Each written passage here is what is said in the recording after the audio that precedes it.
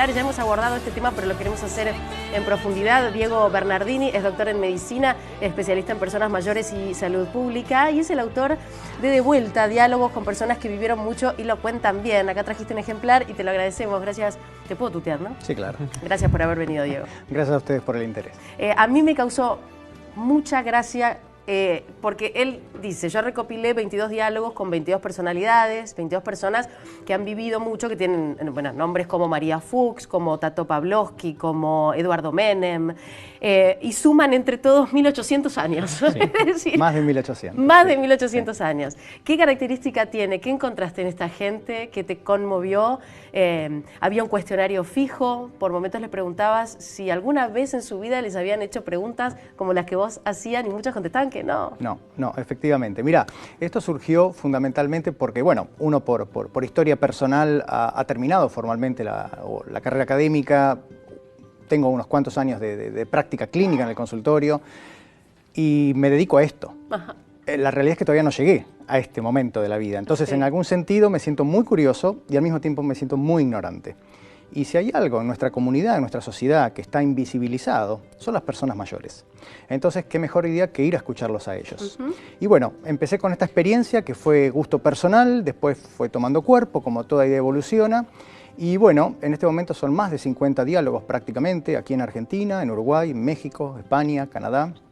Y esto es una selección, No hubo cuestionario previo. Es más, en algunos casos, a propósito, fui sin saber mucho de la historia de esa persona. Ajá. Hay personas que son públicas, sí, pero si hay algo que caracteriza como proceso personal e individual a la vejez, es la diversidad. Entonces la idea fue también colocar personas que no son públicas, que pueden ser abuelos nuestros, puede ser, en el caso de Luis Carranza, un remisero en Tucumán que conocí por azar cuando bajé del avión y vi a este señor. ¿Trabajando? Sigue trabajando perfectamente, comisario retirado de la policía, ex campeón argentino de billar, y está ahí. Y bueno, después personas, como bien mencionaste, personas que de alguna manera, sí, nunca se habían confrontado con estas preguntas, con este diálogo, y que a mí también me pasó de no confrontarme con mi propio transcurrir, como bien dijo María Fuchs, al hacer estos encuentros, ¿no? Ahora, decís que entrevistaste a personas de muchos lugares diferentes y que el punto en común que encontraste es la diversidad. Digamos, ¿hay otros puntos en común que tiene esta etapa de la vida o es muy distinta realmente?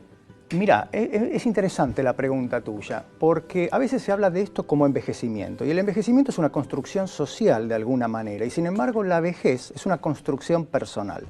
Y la vejez fundamentalmente se puede vivir como un tiempo de ganancia desde una plenitud, pero también como un tiempo de pérdida. Eso es un proceso que de alguna manera está condicionado por nuestro vivir, por lo que es nuestro curso de vida. Yo creo que si uno lee estas historias, lo que se va a encontrar es, primero, que no se va a identificar con uno de ellos o una de estas personajes, digamos, sino que va a ir encontrando reflejos en cada una de estas historias que lo vuelven propio. Y al mismo tiempo yo creo que la gran enseñanza es que nos damos cuenta que la forma en la cual se habla de la vejez está condicionada por factores sociales, por estereotipos, que no son la realidad. Estas personas muestran una gran voluntad de participar socialmente, sí, muestran ganas de aportar y lo están haciendo. La mayor parte de las personas mayores contribuyen, por ejemplo, a la economía doméstica, cuidando nietos, cuidando enfermos, cuidando pacientes. ¿Qué es lo que ocurre con esto? Que es una economía doméstica, es un trabajo no remunerado y es un trabajo poco estudiado, entonces no se valora. Hay estudios que muestran que entre el 70 y el 80% de los cuidadores familiares son mujeres. La reflexión que se impone es, ¿qué pasa si estas mujeres hacen una huelga? Sería hasta más importante quizás que algún medio de transporte en nuestra ciudad. Entonces, sí, es así, ¿no? Cuando les preguntabas acerca de la muerte, ¿cuál era la respuesta? Mira, la muerte yo creo que es algo a lo cual nadie va a escapar. Creo que es la certeza de la vida, porque todos sabemos que en algún momento se va a acabar. Sin embargo, muchos de ellos, hay una variable, hay un indicador que es interesante que tiene que ver con la fe, con la espiritualidad, ¿no? En este libro hay personas que son creyentes, hay personas que son agnósticas, personas de todo tipo. Sin embargo, hablando de los comunes denominadores, el común denominador es el volverse, el tornarse una carga para la familia. Claro. El quedar lo que en medicina llamamos dependiente, por ejemplo, para las actividades de la vida diaria o las actividades instrumentales de la vida diaria. El aseo, la alimentación, Claro. la vestimenta, el baño. Entonces, inclusive en mi trabajo de tesis, que lo hice en España, en Salamanca, que es la zona más envejecida de España y una de las 2 zonas más envejecidas de toda Europa, por eso estaba ahí cuando me decían, ¿qué hace un argentino acá? Digo, bueno, estoy estudiando lo que a mí me interesa, por eso estoy acá. Cuando le preguntaba a la gente, que es gente de medio rural, a las personas de medio rural, si se consideraban viejos, ellos me decían que no. Entonces la pregunta era, bueno, ¿y cuándo usted se considera viejo? Cuando dependo, cuando necesito ayuda de un tercero. La pérdida de la autonomía, y esto tiene que ver con un concepto que es la funcionalidad, tiene que ver con ese corte en la calidad de vida. Vamos a repetir, el libro se llama De Vuelta y se lo recomendamos, escrito por Diego Bernardini, diálogos con gente que ha vivido mucho y lo cuenta bien. ¿Qué pasa cuando uno se encuentra que algo le quedó pendiente y ya no queda tanto tiempo para saldar cuentas? ¿O sí? ¿Qué pasa con lo pendiente en gente que ha vivido mucho? Mira, eso lo exploré desde el punto de vista de los arrepentimientos. Claro. En general no se arrepienten las personas, la verdad no se arrepienten las personas. Uno podría decir, bueno, podría modificar una cosa, podría modificar la otra. Si miramos prospectivamente a futuro, todos tienen planes. María Fuchs me dijo la clase de mañana. Betty Galler me dijo, el rock es muy importante y yo no sé nada de rock, quiero hacer un curso de rock. 86 años. Entonces, siempre queda algo por hacer, que puede ser este tipo de actividades. Ahora con el fenómeno del libro me están escribiendo lectores, porque en el índice al final se repiten algo. Yo dejo el espacio para algunas preguntas de las que hice para el propio lector. El otro día me escribió una señora retirada, jubilada, de 60 y tantos años, que me dice, bueno, ahora empecé a correr, ya corrí 2 medias maratones, 10 kilómetros, estoy estudiando portugués e italiano. O sea, una nueva vida, es un nuevo espacio. Y este es un tema muy interesante porque estamos viviendo más y, por ejemplo, la vejez muchas veces se aproxima desde un aspecto cuantitativo, los años. Pero lo que es importante es cómo vamos a llenar estos años. Entonces, ahí está el desafío. ¿Y la gente quiere envejecer o tiende a ser reticente? Digamos, estos abuelos que van siendo cada vez más grandes, que saben que su expectativa de vida va creciendo, ¿están predispuestos a seguir creciendo?